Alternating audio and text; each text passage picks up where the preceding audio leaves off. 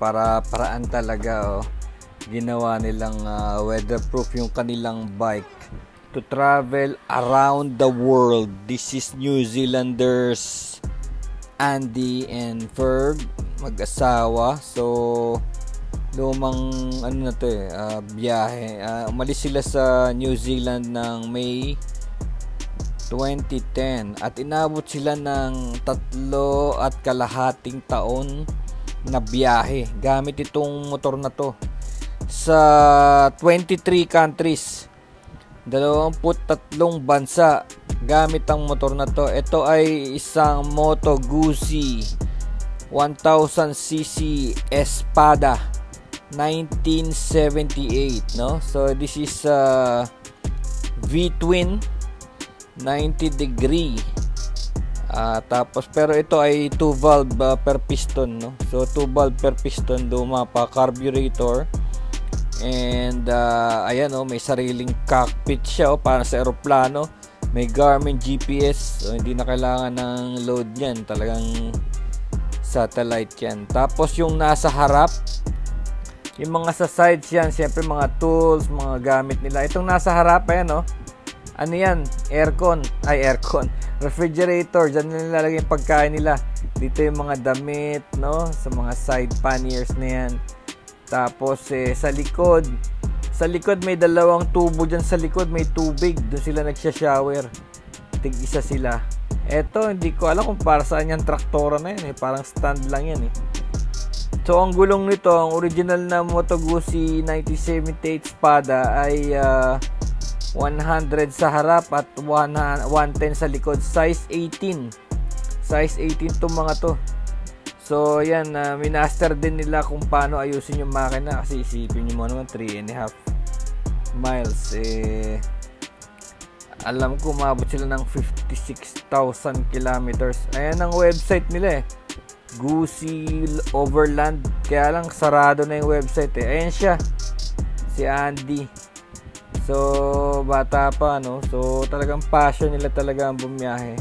Tapos lagi silang pumupunta sa, and sabi nga nung isang forum, most photograph motorcycle daw ang kanilang motor dahil nga naman sa kakaibang itsura. Ayan, yan, nasa harap na yan, refrigerator yan, napapalamig nila yan dyan, yung mga pagkain nila.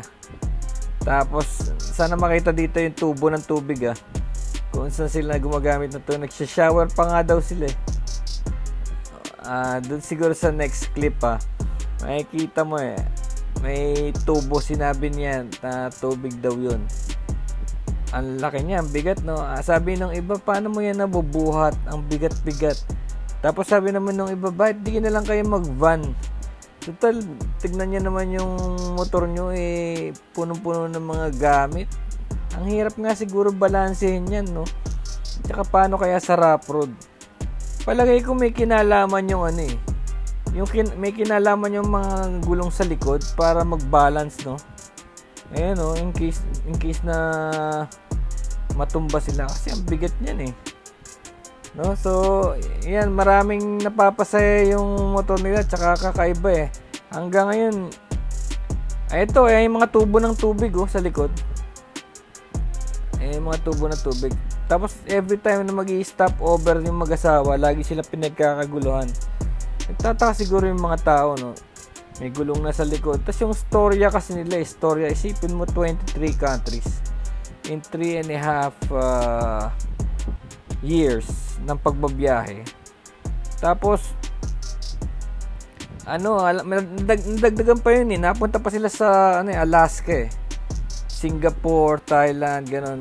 Dagdagan pa yung 23 countries na yun, No, lagi silang nasa mga shows ng Moto Guzzi. Kaya lang sadly, yung Moto Guzzi, nung namatay daw yung may-ari, na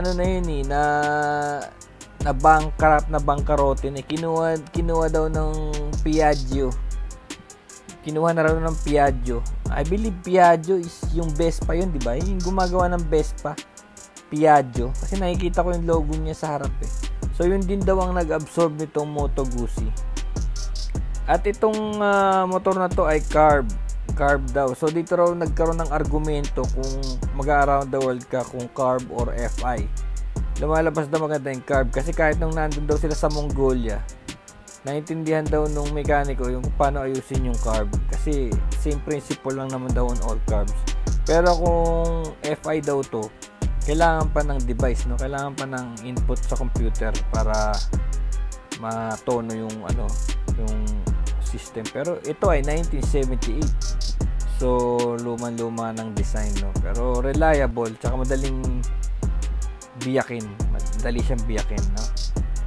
So yan ang kwento ng kakaibang motor na yan. Para-paraan lang. O kayo, sa comment section, gagawin nyo ba yan?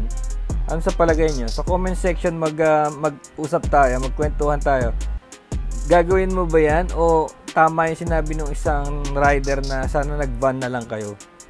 Kasi kung sa van, makakatulog ka pa, no? Makakalagay ka ng banyo, o pwede kang maglagay na, pwede kang mas safe, di ba? Mas safe. Kasi ito talagang mabigat to, medyo prone to semplang. Kayo, anong comment nyo? Comment below. Peace, brothers.